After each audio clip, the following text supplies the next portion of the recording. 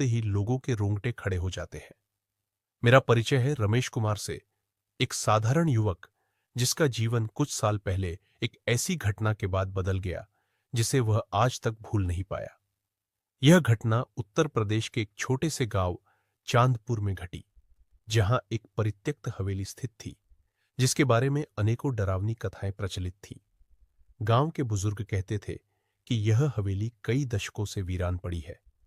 यहाँ के लोग विश्वास करते थे कि कई वर्षों पहले एक अमीर परिवार ने यहाँ अपने सौभाग्य और समृद्धि के साथ अपना जीवन बिताया, परंतु एक रात अचानक किसी अप्राकृतिक शक्ति ने उस घर पर वार कर दिया। उस परिवार के अधिकांश सदस्य एक एक करके रहस्यमय ढंग से गायब हो गए और बचा कुछ जो बचा था उसने बताया कि हवेली में अजीबोगरीब आवाजें आती है, छाया बिना किसी स्रोत के नाचती है और रात के अंधेरे में एक ठंडी हवा की लहर चलती है। मेरे जीवन में यह सब तब बदल गया जब मुझे अपने करीबी मित्र की तरफ से एक आमंत्रण मिला। मित्र की कहानी सुनने पर, जो स्वयं उस हवेली के पास ही रहता था, मैंने ठान लिया कि मैं खुद जाकर इस रहस्य की तह तक जाऊंगा। मेरे मन में उत्सुकता और थोड़ी सी डर दोनों मिले जुले भाव थे। यह सोचकर ही मन में रोमांच और भय की लहर दौड़ गई कि क्या सच में इस हवेली में कुछ अलौकिक है या फिर सब अंधविश्वास का ही परिणाम है। भाग 2। हवेली का प्रवेश। पहली अनुभूतियां। गर्मियों की एक तपती दोपहर थी जब मैं अपने बैग में जरूरी सामान लेकर उस परित्यक्त हवेली की ओर रवाना हुआ।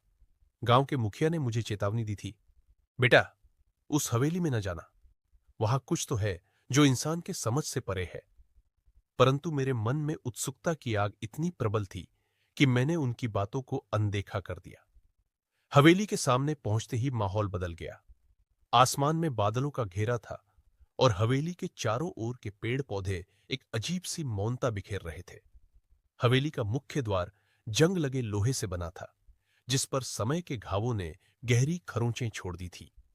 जैसे ही मैंने धीरे धीरे उस द्वार की ओर कदम बढ़ाया, एक ठंडी हवा का झोंका महसूस हुआ, मानो मुझे रोकने की चेतावनी दे रहा हो।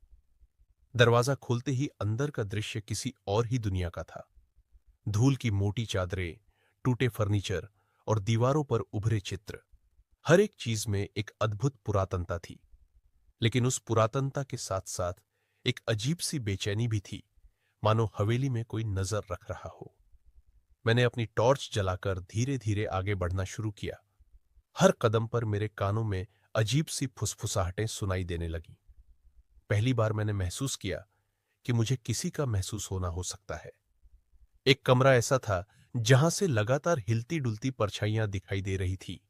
लेकिन जब मैंने देखा, आपका एक सब्सक्राइब मुझे हिम्मत दे सकता है, तो प्लीज सब्सक्राइब तो चलिए। शुरू करते हैं आगे की कहानी।